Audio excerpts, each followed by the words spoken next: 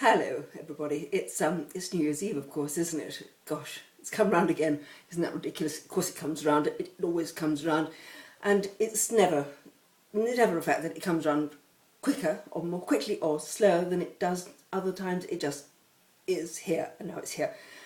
And I've been trying to do some blogging today, and I thought, well, I must just have a quick chat to you because I had a funny one yesterday. I was rabbiting away.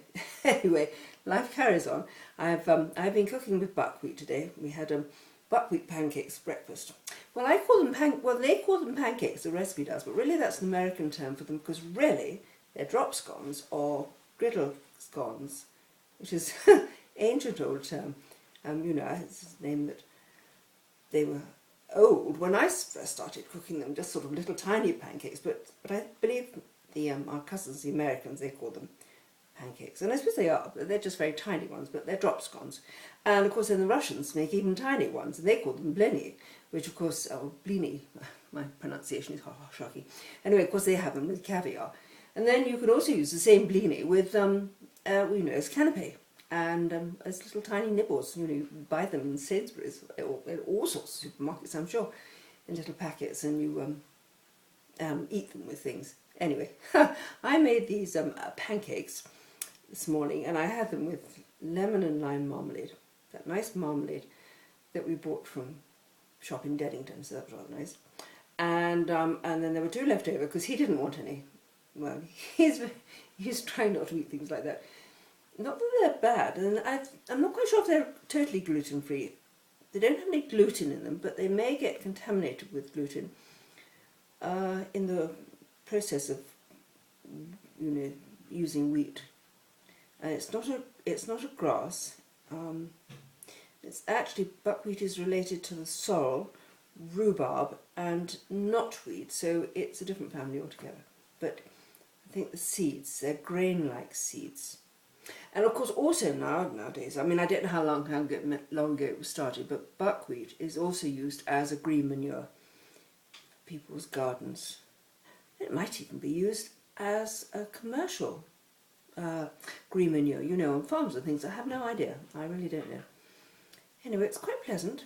Well, perfectly pleasant. Well, I made these little pancakes. And they cook very quickly in a little hot fat in a small saute pan, omelette pan.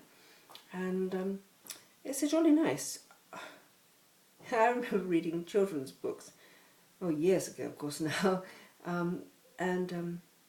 They were even called pikelets. Yes, pikelets, which country folk had pikelets. And you had them with butter and honey. I do remember eating them with butter and honey. Very nice, probably. Well, it's all right. You can have these things as long as you don't have them too often. That's the whole point. Most food you can eat, unless you really do have a severe allergy or an allergic reaction to them. So most people can eat most foods most of the time as long as they don't eat them too often. That's the whole point. Variety, a good variety. And sorry, I wasn't talking about food today. Well, I was, but not wholesale food.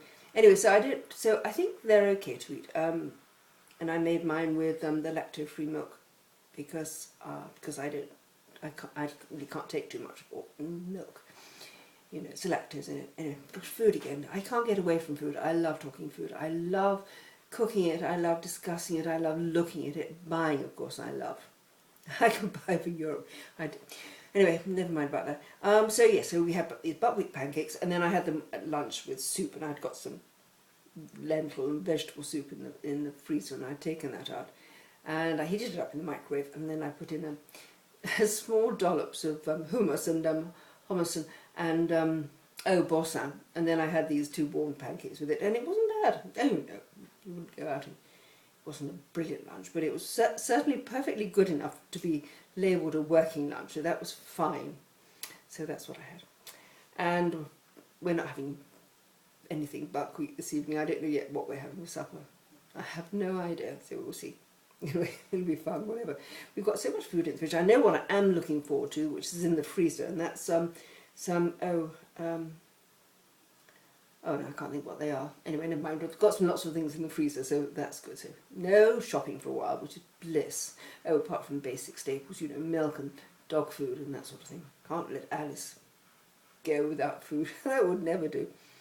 Right, anyway, never mind, stop talking about food. It's New Year's Eve.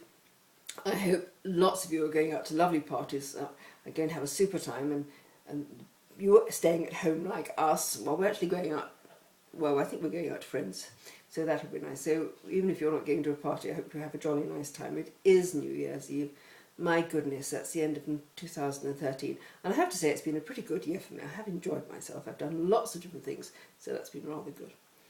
Okay, so I'm going to sign off now because I'm rabbiting, aren't I? Happy New Year to all of you. And I'll speak to you again very soon.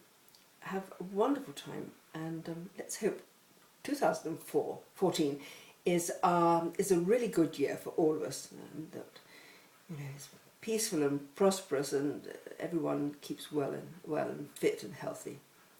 Okay, well, Happy New Year again. Bye for now, and see you next year. Bye bye.